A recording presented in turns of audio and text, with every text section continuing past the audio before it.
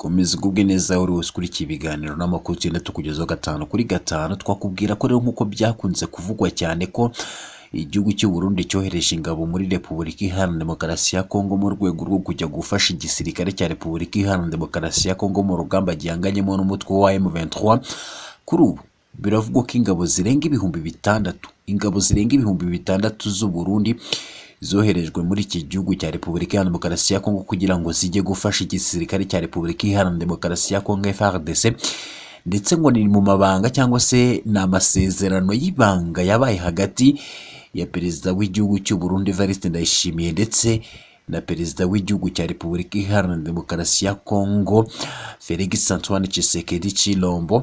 ndetse ngo twakubwira ko ngo ari mu rwego rwo kugira ngo amatora ateganyijwe kuwa 20 uku kwezi kwa 12 umwaka wa 2023 azabashe kugenda neza kandi azakorwe izo ngabo nyine zararinze umutekano muri icyo gihugu cya Repubulika Iharanira Demokarasi ya Kongo. Twakubwira ko rero n'ubundi Burundi bwohereje ingabo zirenga ibihumbi bitandatu muri Repubulika Iharanira Demokarasi ya Kongo mu rwego rwo kugira ngo nyine izi ngabo zifashe mu gushaka umutekano w'amatora ateganijwe kuba kuwa 20 Ukuboza cyangwa se ukwezi kwa 12 umwaka wa 2023. Ndetse rero twakubwira ko ari nyuma y'amasezerano y'ibanga yabaye hagati ya perezida Félix Tshisekedi wa Repubulika Iharanira Demokarasi ya Kongo ndetse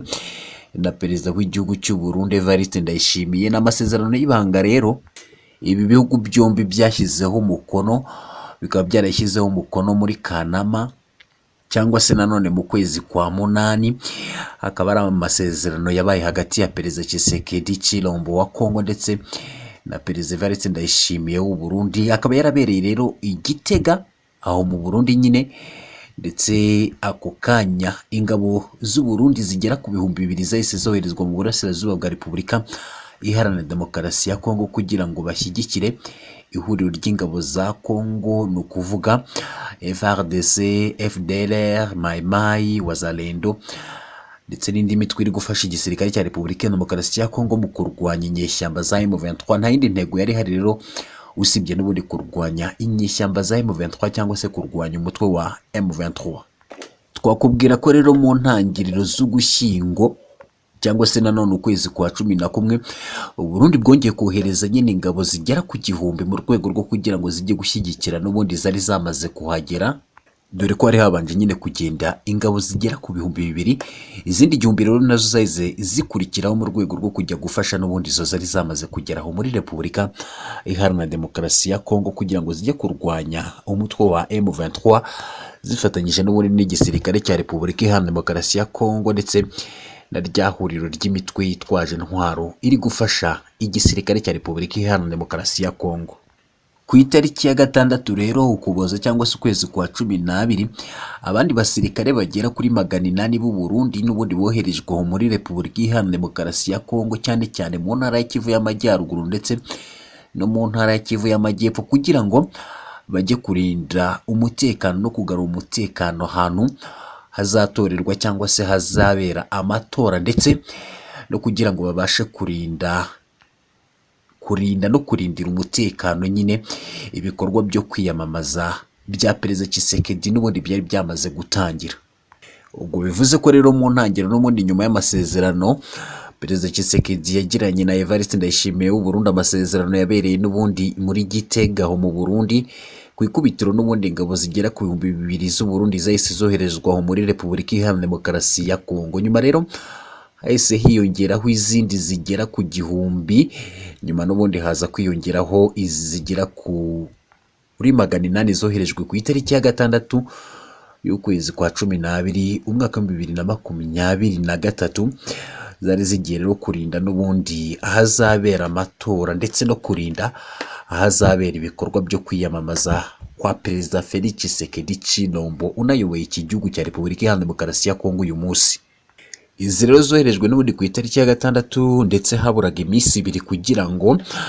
nyine ya tariki ya manda cyangwa se ingabo z'umuryango wa Afurika y'Iburasirazuba zari zahawe zo kugira ngo zitangire zive muri icyo gihugu yendaga kugira cyangwa se yaburagaho iminsi 2 kugira ngo igere. Uwatanze amakuru rero yagize ati ingabo izindi ngabo zigera kuri 750 kuri ubu zirimo gusobanurirwa no guhabwa imyitozo mu kigo cya gisirikare cya Matukura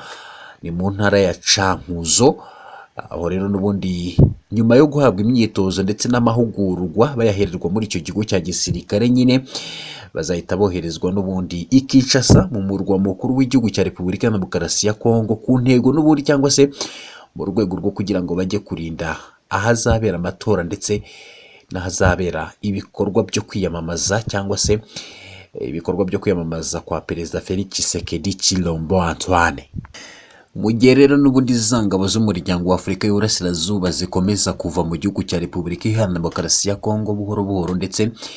n'iz'u Burundi bikavuga ko zatangiye kuva nyine aho ngaho muri icyo gihugu, twakubwira ko mu gihe abandi bari kuva mu burasirazuba bwa Repubulika ya Demokarasi ya Kongo berekeza iwabo cyangwa se basubira iwabo, irindi tsinda ry'ingabo z'abarundi nazo ziri muri za ngabo za EAC zari zagiye muri icyo gihugu kugarura amahoro zigera kuri 500 bivugwa ko zizaguma n'ubundi muri icyo gihugu cya Repubulika ya Demokarasi ya Kongo kugira ngo zifatanye na za zindi zoherejwe ku ibanga riri hagati ya Tshisekedi ndetse na Evariste Ndayishimiye. Byose rero aba bose bakaba bazaba bafite intego yo kugira ngo bagumyeyo kandi barwanye ndetse bahashye umutwe wa M23 bafatanyije